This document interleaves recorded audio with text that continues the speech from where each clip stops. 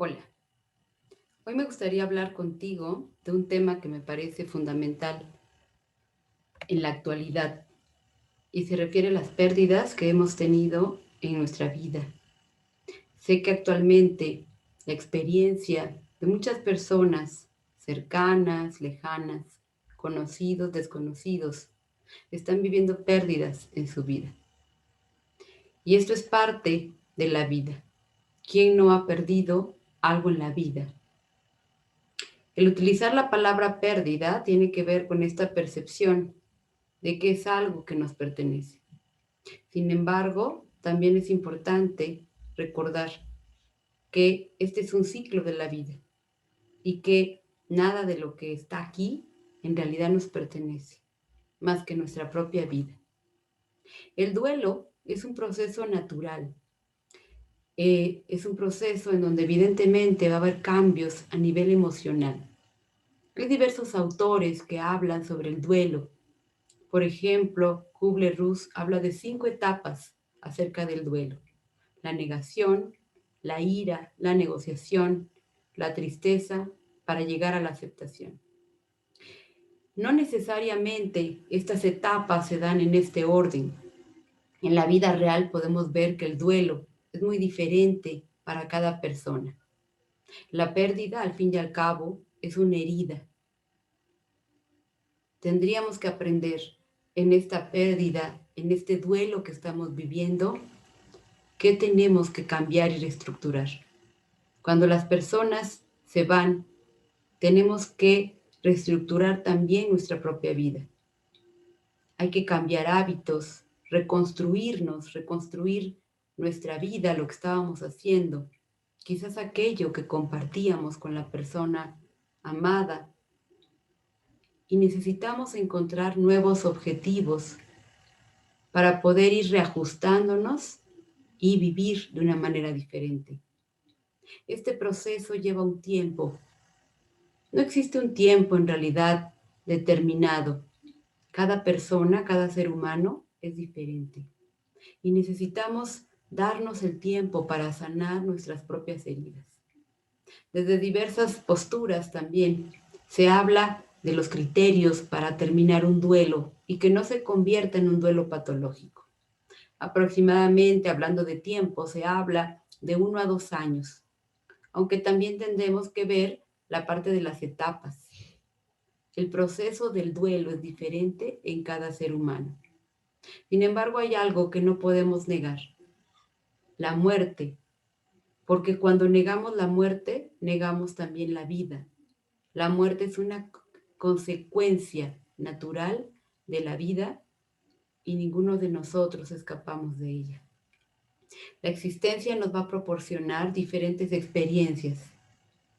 Todos en algún momento pasamos buenos o malos momentos. Pasamos periodos de tristeza, de desilusión, de frustración, también de alegría, de amor, de felicidad. La muerte es una experiencia más que nos toca vivir a todos los seres vivos. Casi todos queremos y buscamos la felicidad y eludimos tener sentimientos desagradables. Sin embargo, tampoco es posible tener alegría y felicidad todo el tiempo. Decía Sócrates: el temor a la muerte no es más que pensar que uno es sabio cuando no lo es. Quien teme a la muerte se imagina conocer algo que no conoce. Nadie puede decir que la muerte no resulte una de las mayores bendiciones para un ser humano. Y sin embargo, los hombres, las mujeres, les tememos como si supiéramos que es el mayor de los males. La realidad es que no sabemos lo que hay más allá de la vida. Lo que sí es importante es poder aceptar la realidad que estamos viviendo en este momento. Hay situaciones que no están en nuestras manos cambiar. Las experiencias que vivimos, esas son obligatorias. Muchas veces estas experiencias desagradables no dependen de nosotros. Sin embargo, lo que sí depende de nosotros es cómo elegimos vivir esta experiencia de vida. El sufrimiento, de acuerdo a la filosofía hindú, viene del apego, y el apego tiene que ver con el control. Cuando yo no suelto y no dejo ir a la otra persona, tiene que ver conmigo y no con esa persona. Así que aceptar una pérdida significa desvincularse, desligarse, aceptando que esta persona ya no está físicamente. Sin embargo, las personas que amamos dejan siempre algo de ellas en nuestro corazón. Necesitamos aprender a fluir estas emociones. Es cierto, la tristeza, además, es una experiencia individual. Cuando te sientas triste ante una pérdida, evidentemente no necesitas fingir que no te duele. Llora y experimenta este sentimiento, estas emociones. No te aísles, expresa lo que necesitas para estar bien. Date tu tiempo para poder entonces encontrarte. La verdad es que ni siquiera las emociones placenteras, ninguna emoción, ni las emociones como el enojo y la tristeza o el dolor, podemos explicarlas y el otro las puede entender tal cual como las sentimos. Nuestras emociones son subjetivas y el hecho de que yo no sienta exactamente lo que tú sientas, sí puedo entender y acompañarte en este proceso. La pérdida genera desequilibrio en muchos aspectos de nuestra vida. Lo importante es ir encontrando ese equilibrio poco a poco para estar mejor. Dice un autor llamado Rumi, la cicatriz es el lugar por donde entra la luz. Necesitamos ir encontrando esos espacios poco a poco, a tu tiempo, como una cicatriz que va sanando para ir reconstruyendo tu vida, para ir resignificando aquello que te dejó de experiencia y de aprendizaje esta vivencia tan dolorosa. Necesitamos aprender estrategias para continuar viviendo y para reestructurar nuestra vida, abrazando también por momentos nuestra soledad, aceptando que podemos a veces y necesitamos estar solos, que a veces tenemos que aprender a perder y aceptar que hay cosas que no dependen de nosotros, que hay cosas que escapan a nuestro control. Cuando te sientas mejor, regálate un espacio para ti, para estar contigo, para agradecer y puede ser también para recordar aquellas cosas que te hacen estar aferrado a la vida. Cuando aprendemos a resignificar todas las experiencias dolorosas, entonces podemos ajustarnos más creativamente a la vida.